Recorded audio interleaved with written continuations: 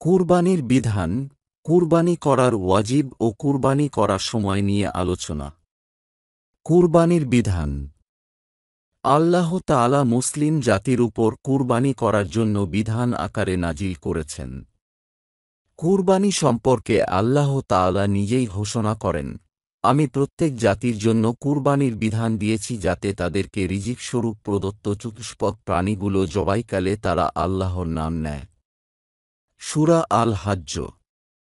এ সম্পর্কে রাসূলুল্লাহ সাল্লাল্লাহু আলাইহি ওয়াসাল্লাম ইরশাদ করেন, কুরবানির দিন আল্লাহর কাছে রক্ত প্রবাহিত করা অর্থাৎ কুরবানি করার চেয়ে বানি আদমের অন্য কোনো আমল বেশি পছন্দনীয় নয়। কুরবানির প্রাণী কিয়ামতের দিন তার শিং, পশম ও হাড় সহকারে আল্লাহর সামনে উপস্থিত হবে। আর কুরবানির প্রাণীর রক্ত মাটিতে পড়ার আগেই আল্লাহর কাছে পৌঁছে যায়।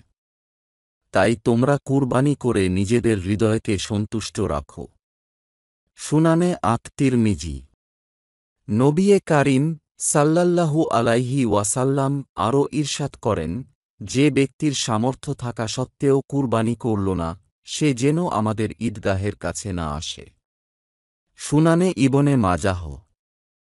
ঈদুল আজহার দিন জবাইকৃত প্রাণীকে উদ্দহিয়াহ বলা হয়।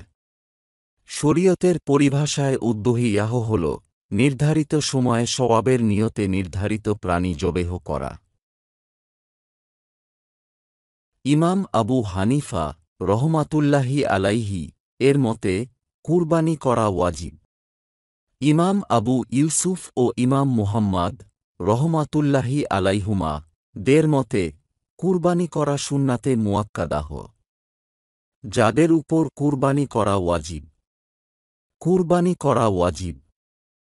কারও মাঝে নিম্নোক্ত শর্তাবলী পাওয়া গেলে কুরবানি করা ওয়াজিব হবে: ১. ব্যক্তিকে মুসলিম হতে হবে, তাই কাফিরের উপর কুরবানি ওয়াজিব নয়।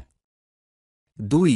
ব্যক্তিটি স্বাধীন হওয়া, তাই ক্রীতদাসের উপর কুরবানি ওয়াজিব নয়। ৩. ব্যক্তিটি মুকিম হওয়া, তাই মুসাফিরের উপর কুরবানি ওয়াজিব নয়। ৪. ব্যক্তিকে ধনী হতে হবে, তাই গরিবের উপর কুরবানি ওয়াজিব নয়। তবে কুরবানি ওয়াজিব হওয়ার জন্য নিসাব পরিমাণ সম্পদ ১ বছর পূর্ণ হওয়া শর্ত নয়। কুরবানির দিন অর্থাৎ ঈদের দিন কোনো মুসলিম নিসাব পরিমাণ সম্পদের মালিক হলে, যা নিত্য প্রয়োজনীয় ব্যয়ের উদ্বৃত্ত হলে তার উপর কুরবানি করা ওয়াজিব হবে।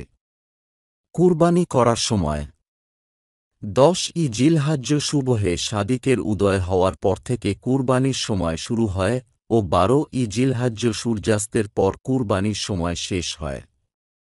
তবে শহরবাসী ও বড় গ্রামের অধিবাসীদের জন্য ঈদের নামাজের পূর্বে কুরবানির প্রাণী জবেহ করা জায়েজ নেই।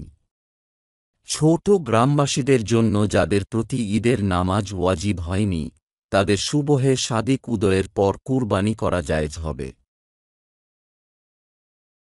উত্তম হল কুরবানির প্রথম দিনে কুরবানির প্রাণী জবেহ করা, অতঃপর দ্বিতীয় দিনে, তারপর তৃতীয় দিন। যদি ভালোভাবে জবেহ করতে পারে, তবে নিজের কুরবানির প্রাণী নিজে জবেহ করা মুস্তাহাব। যদি ভালোভাবে জবেহ করতে না পারে, তবে উত্তম হল অন্যের সাহায্য নেওয়া, কিন্তু জবেহের সময় তার উপস্থিত থাকা উচিত। কুরবানির প্রাণী দিনে জবেহ করা মুস্তাহাব।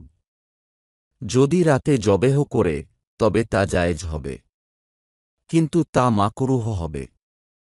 যদি ঈদের নামাজ কোনো কারণে দেরি হয়, তবে সূর্য হেলে যাওয়ার পর কুরবানির প্রাণী জবেহ করা জায়েজ হবে।